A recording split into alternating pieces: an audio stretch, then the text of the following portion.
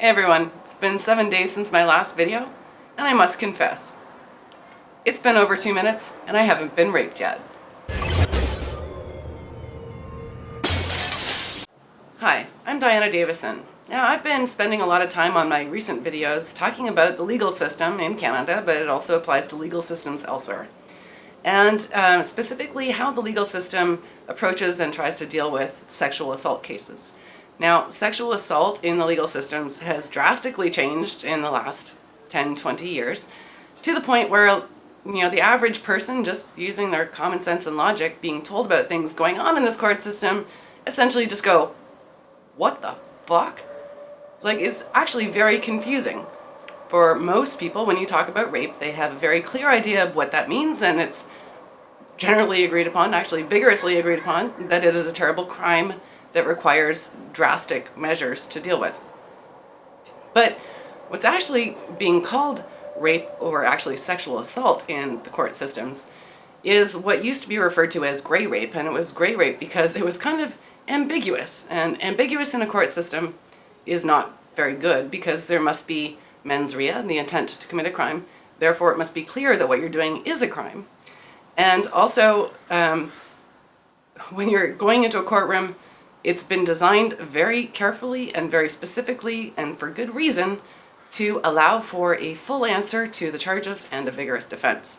And in cases of sexual assault, feminists have argued to reduce your access to those things because it's an emotional crime, and the women who are making these charges, they present, are never going to lie, and that just their being there in the first place is enough trauma and stress, and nobody should be cross-examined. So these present serious problems for the legal system, and many of the people watching this video are well aware of all those issues. It's just a summary leading to the following question. Can we, or should we, create a court just for sexual assault crimes? This is a question being posed to the public right now. And I think before we can answer that question, there are some issues about the act of sex and the way it's perceived by various people that need to be addressed.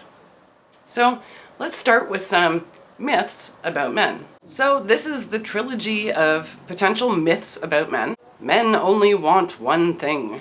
Now that one thing is sex, and seriously, when's the last time you had an interesting conversation with a woman? Men are uncivilized. Now this is also stated that women civilize men, and we should just remember that men actually are the ones who created civilization and designed things like the legal system, which are the foundations of civilization. Men have all the power. If men had all the power, how is it that women have convinced them to actually corrupt and undermine the principles of their own legal system? I think that shows a fair bit of power in the hands of women, and this is historic power. Women have always had their own access and methods of power that are just different from men's. So these are the opening concepts that we have about men as given to us by feminists and feminist jurisprudence. Now there's two basic approaches to feminist jurisprudence. One is morbidity and the other is neurosis. All right, so that being said, we have the issue of morbidity, and that is the founding principles of feminist jurisprudence as represented by Catherine MacKinnon. So commonly this is referred to as all sex is rape, or all PIV is rape, okay. And it's credited mostly to Andrea Dworkin, and neither her or MacKinnon said this directly, word for word, but there's lots of examples of what they've said that essentially mean the same thing, and it's what it means that we need to pay attention to. But to be fair, MacKinnon's point of view, and she was the lawyer as well, the one I mentioned earlier, her point of view was that sex can't be an act of equals because it's performed in an arena of oppression. So the bedroom is an oppressive area for women, and therefore they can't actually be consenting equal partners in the act of sex. So founding principles, and it's very morbid.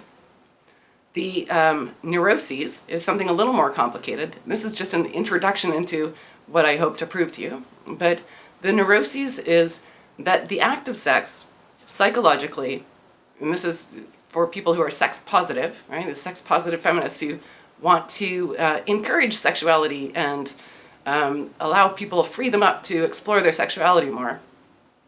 The neurosis is that sex actually brings up thoughts of death as well, because at the same time you're doing something primal and enjoyable, the act of reproduction, the act of having sex, is a reminder that we expire, that we're reproducing sex because we die. So this is deep psychology, as neuroses always have some sort of a deep root that isn't necessarily understood, and that's why it's not going to be all explained in one video. But I will explain this to you.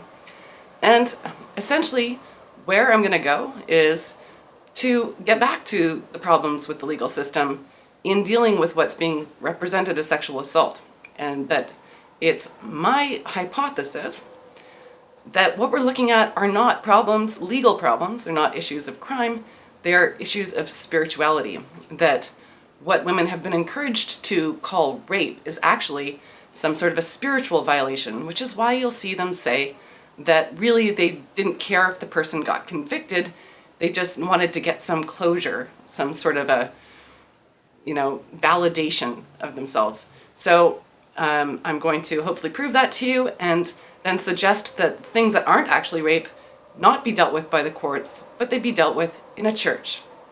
So that's it for this week.